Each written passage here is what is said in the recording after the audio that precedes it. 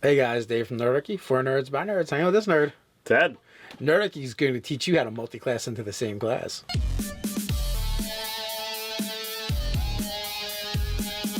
Hey, jump down to the description below where you can sign up for Nerdarchy, the newsletter. Get weekly RPG tips, as well as learn how to game with Nerdarchy. You wanted to do a video inspired by some conversations that were going on Over in the company of the Nag. The secret Facebook group, Company of the Nag. Secret. Nerdarchy's group. So we had a comment posted by fan Jimmy, and I don't know whether he's the player or he's the DM, but somebody at his table wants to multi-class within the same class. Yeah, I think it was him. The way he worded it, I mean, it made it sound like he wanted to do it. So it was a situation. He's a monk. He's way of the open fist, but that first archetype ability under Way of the Shadow, he thought was a really cool ability, and he'd like to be able to have access to that. But how does he go about doing it? All right, so this is a topic that has come up numerous times. People have asked, can I multi-class into the same class? By rules as intended, I'm going to say no. You absolutely cannot. And let's go into like why you can't. There's some very good reasons why you can't. Yeah, go for it. Fighter, who wouldn't dip into fighter a couple times for multiple fighting styles? Action surge. Yeah, it's like the first two levels are power packed, right? Mm-hmm. And so taking all the fighter archetypes over and over again, it would be ridiculous. Like, by 5th level, or by 6th level even, being able to action surge 3 times, when you consider that the fighter, and that's per short rest, when you consider the fighter doesn't get access to action surge again until like 17th, 16th, 18th level, it's really high. It's almost a capstone ability. It's a really good ability. Absolutely. So and it works well with so many other things, but just having multiple attacks is really great. Multiple actions. It's really important. I mean, it is one of the few ways in the game. It's the only way in the game, I think, that you can actually cast 2 full spells in the same round using your action. Right. There's some other weird ways, but again, they're not going to allow you to do what you can do with action surge. You can't fireball twice without action surge. It's the only way in the game to do it. And that's even a mild ability. Like, you could meteor swarm twice. It gets disgusting. Right. All right, so that is the main thing. It's like the classes are balanced so that you can only take certain things once, and there's so many other classes that you would be able to dip into multiple times. Well, Cleric's another example. Cleric is because you get the domain access right away at level 1. You could be like, okay, well, I'll just take the first 5 levels of Cleric is level 1 Cleric, and now I've got a bunch of first level spell slots. Actually, it wouldn't even work that way with the spellcasting progression, but you would have access to all of these different domain features. If you went into Warlock, you would actually get far more castings that way. You'd get all of these different abilities. And that's the main limiting factor for Warlock, is the fact that you don't get castings. Like, that's the thing. Like, you're a spellcaster, but you get when you max out, you get 4 spells per short rest. So that's a huge limiting factor, and it's intended to be that way. And by going, okay, well, I'm going to go to 3rd level in Warlock, and then I'm going to do it again, it starts to break that restriction. And then it also gets into this weird territory, like we said, is what do you do with the abilities you've already gotten, not from your archetype, but from the base class?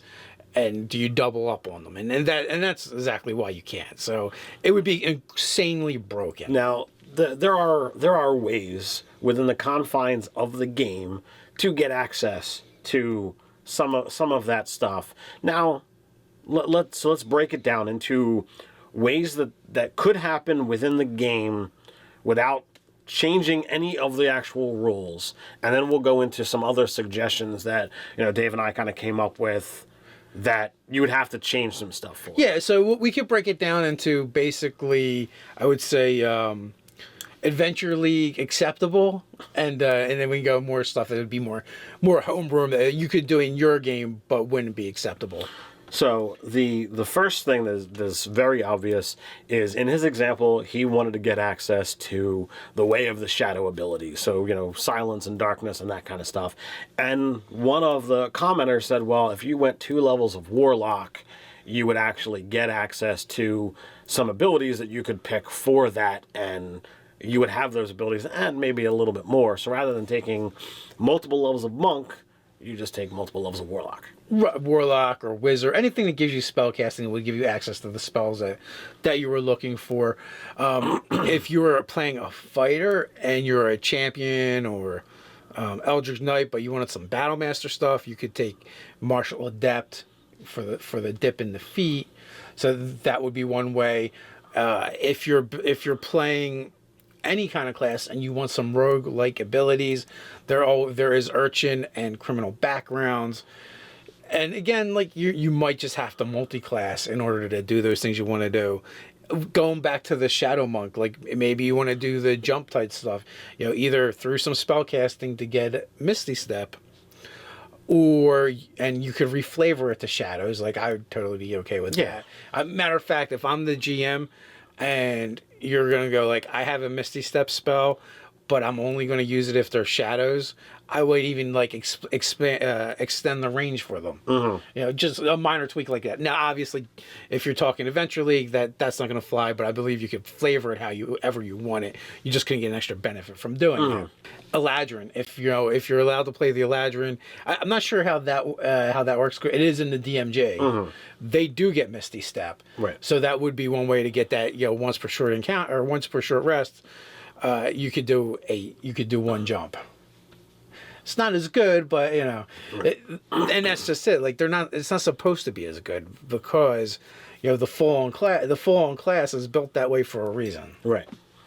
So, is there any other legal ways to go about doing things? Your options really are going to be background selection to kind of flavor the thing you want, again, Way of the Open Fist Monk with a criminal background. Yeah, that's pretty much a ninja, right? Maybe you don't have the magical abilities, but then you can dip into Warlock or a spellcaster to get those abilities. Right. So that's what it's going to be. It's background selection, multi-classing, looking at your feat options. Again, you know what? Certain things you want to do, maybe Magic Initiate does it for you. Right. Yeah. So it's just, you're not going to be able to do it right away, but this is one of those few instances where it doesn't matter, because when you're talking about multi-classing into the same class anyway, you can't do it right away anyway. Right. So it's a situation of there's ways out there to finagle different things, but it's a matter of how much work you're willing to go and to do it, to go through the legal channels. Well, here's the thing. As the GM, I want to always know, like, why does this character want to do? Why does this player want to do this with their character? What is it they really are trying to do? Do they just want a better character than everybody else, or are they trying to thematically figure something out? If they have a theme that they're going with in a character concept, I'm much more willing to work with them and try and make that happen. And I feel like there is enough options now, throughout the core books to make most of your concepts come to life. You know what I mean? It might not happen in the first few levels, but over the expand of the campaign, you could definitely do it. And then if you're going outside of Adventure League, you have so many more options because there's so many more archetypes from different classes. You've got more race options. You've got more class options, and that's just using the official WOT stuff. If you go even further, the DM's Guild and Drive-Thru-RPG are loaded with tons of player options, some that are more balanced than others, and there's ways to get different things. Think of the idea of the open hand monk wanting to go back into monk, right? Well, what if instead they went bard and went, is it College of Whispers? Yeah, College of Whispers would definitely kind of have like that feel to me, or the evil paladin, was it Blackguard? Was that the one was like kind of enchantment, illusion type stuff? So, yeah. You could dip into that as well, and that would give you that feel as well. It's a paladin. It does have some spells. I don't know if silence is on the paladin list off the top of my head. Yeah, I think paladin would be like the last thing that I would look at going. I would actually go into rogue and look at the Arcane Trickster or Thief.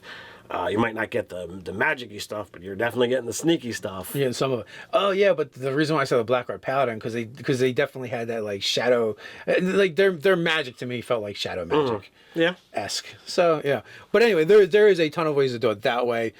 There were some other things that were brought up within the discussion. All right, so within the discussion, people were talking about number one, you could either when you choose when you get a level and you get an archetype ability, if you wanted the lower level ability from a different archetype, you could choose that one. Now that would have to be with your GM's approval. That's not something Watts does. So it's like, oh well, I get my 14th level ability in this one, but I really want the 6th from the other one. Now you start going down these lines. I think some people might try to min-max their way through an archetype.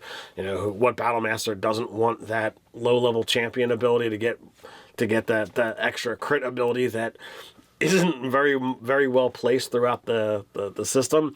But, you know, if another thing actually is flavored more towards your character, you might actually be losing in power in your choices. Well, you know, to dovetail to that too is the area we have to watch is sometimes, like, how many times is there like a high level ability you're like, why do they even have this? Is worthless.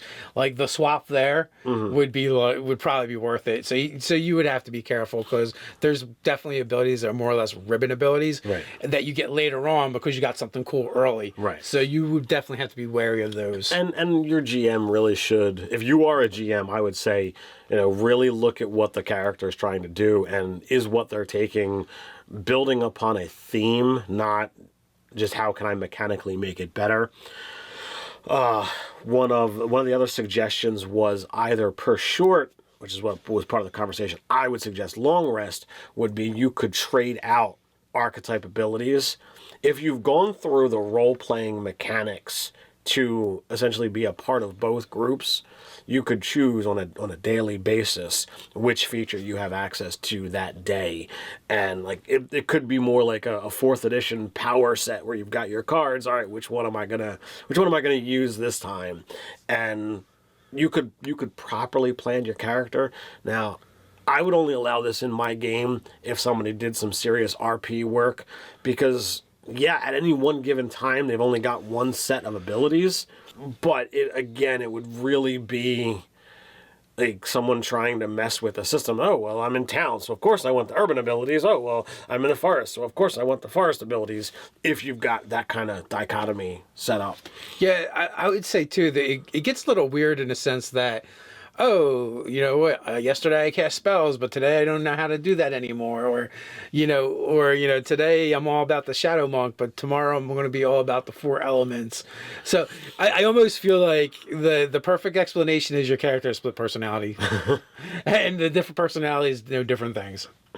So the next iteration that I would suggest would be, is what you're asking for something that could be fit into a feat that your GM allows you to create and get. If it's within the power bounds of a feat, I have no problem going down that road and saying, okay, well, you have access to this. It's specifically tailored to these situations, specifically tailored to your character, and you've done all of this work to actually be able to train that feat. Now, a lot of times feats are just, oh, well, I picked this up because I got to such and such a level. Well, they're supposed to be things that you're working on. They're supposed to be things that are building upon the character that you're playing. It's weird when all of a sudden someone's like, oh yeah, I leveled this session, and out of nowhere I'm deciding to take a level in this completely alien class or this completely alien skill set. It's like, where did that come from? How did all of a sudden your training give you these set of abilities? Like, this has to fall into that as well. So you have to be working towards these things. You can't just, yep, here it is, I got it. Yeah, I would also probably suggest making the feat like a lesser ability. Like, well, because there's precedence for it. Magic Initiate and Martial Adept are basically they're basically features from other classes.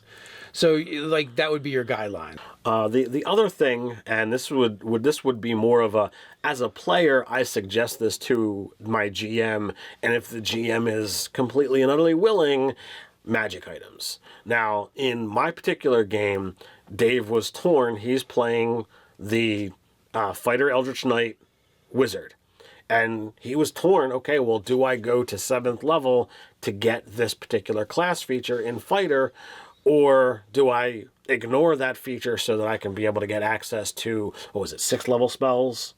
Well, what it was is I was trying to determine whether I wanted to take 7th level in Eldritch Knight or not, because the 7th level ability is War Magic, and you use a cantrip and then make an attack as a bonus action. And I just didn't know if I wanted to go to 14th level in Wizard or if I could settle for 13th level. And I didn't ask Ted for anything. It was just a discussion we're having about his game. And he's like, well, you know what? I will literally just give you an item that gives you that ability. I'm like, okay, I'll take that. So that's what I did. I incorporated that into a gauntlet. And I felt it fit for his character. And, if I were to make this item and put it out there, I would certainly put a level cap on it. Like, you couldn't attune to it if you weren't, 5th level or 6th level. Yeah, that might be before the class can get it, but, it's probably a rare or very rare item to begin with, so I wouldn't have, that much of an issue. The particular power is curbed by the action set and is curbed by the actual character level, because the amount of damage you're going to do on an attack as well as on a cantrip is set up by your character level anyway. So that's some things that I've kind of worked out and come up with, and I know that we talked on all the different things that were in the actual conversation, but honestly, it's up to the GM more than it is to the player what's going to be allowed and what's not. So, but at the same time too, I feel like the player who wants to do this should take the time and responsibility on themselves to go, is there a way to do this without making any actual changes to the game? Can I accomplish the same objective another way? And then once they've exhausted all that, then go to their GM and go, this is what I really would like. How can we make this happen? What can we do? Obviously, the multi-classroom rules are set up a certain way to balance the game. The classes are set up a certain way to balance the game. And 5th edition has done a really good job of that. And something like this, you have to watch for power creep. But in your homebrew game, you can do whatever you want. It doesn't really matter, as long as your gaming group is having fun, play the game however you like. I agree. So what do you guys think? How do you handle this situation? Has it come up? Do you got any cool stories you want to share? Put those down below. While you're down there, don't forget to like, share, and subscribe. Check us out at nerdarchy.com. So until next time, stay nerdy.